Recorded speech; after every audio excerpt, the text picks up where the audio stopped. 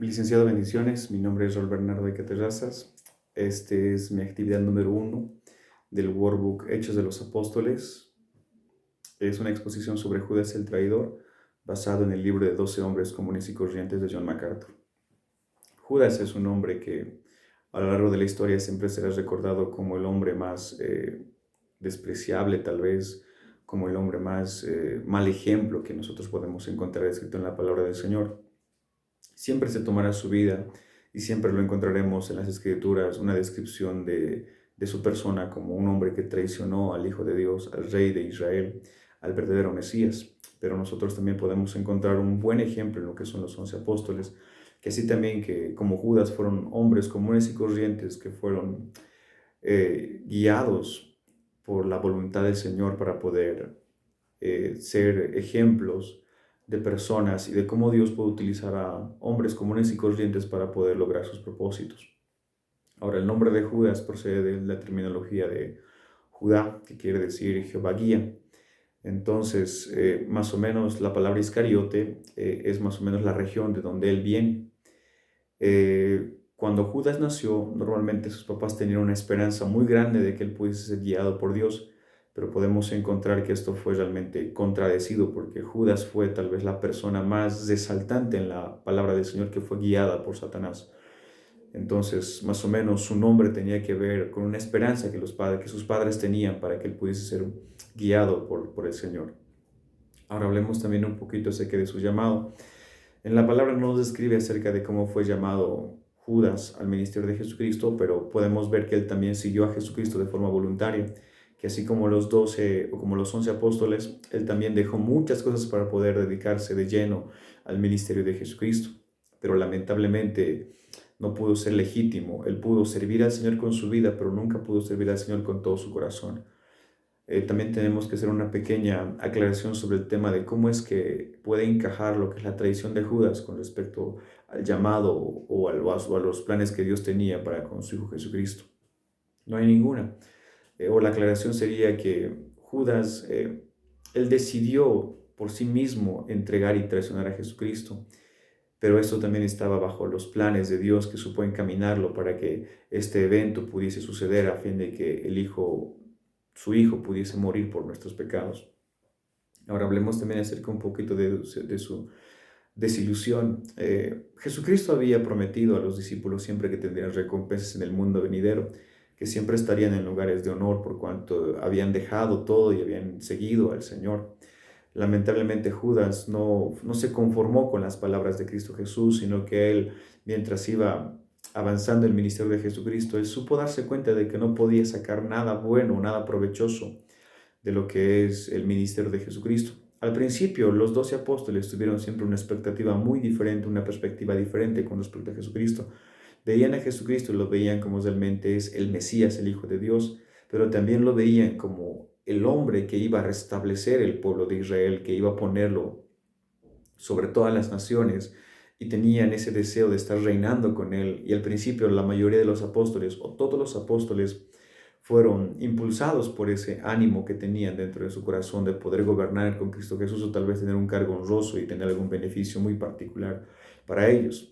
Pero mientras el ministerio de Jesucristo iba desarrollándose y Jesucristo iba enseñando las diferentes doctrinas basadas del reino de los cielos, Judas empezó a desilusionarse y lamentablemente nunca llegó a conformarse con todo lo que el Señor prometía, sino que empezó a actuar de una forma muy deshonesta para poder sacar provecho de todo el ministerio de Jesucristo. Bueno, la palabra menciona de que fue un hombre que empezó a sustraer algunas cosas o dinero de las ofrendas, ¿no?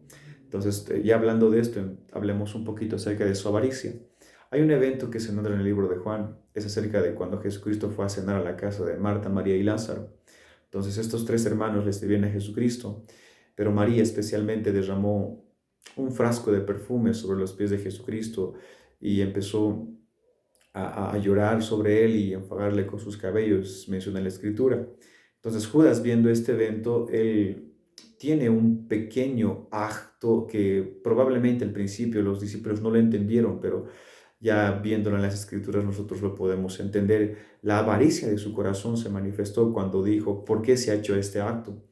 Era mejor venderlo, el frasco o el perfume, y darlo a los pobres.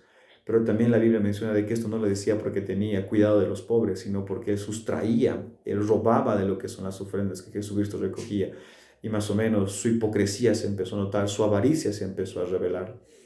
Entonces, ya tocando el tema de su hipocresía, es interesante también cómo este hombre pudo ser tan hipócrita que después de ir a negociar, entregar a Jesucristo, tranquilamente fue al aposento alto y cenó con ellos de una forma tan normal que se pudo entender que para él, para sus ojos, para su propio entendimiento, no estaba haciendo nada malo.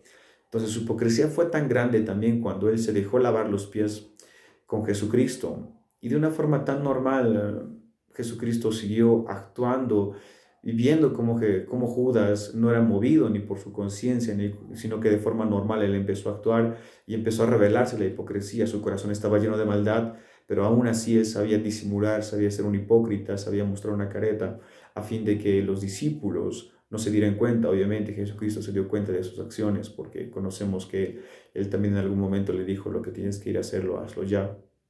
Entonces, más o menos esa es la hipocresía de lo que es Judas. Ahora, continuando con esto, podemos hablar acerca de lo que es su muerte. Su muerte fue un poquito trágica, tal vez no un poco trágica, sino muy trágica. Él, removido por su conciencia, al final no quiso lo que son las 30 monedas de plata, sino que fue al templo y las entregó, las botó a lo que es a los sacerdotes. Entonces los sacerdotes dijeron: ¿qué nos importa a nosotros? Ya está hecho, la culpa es sobre ti.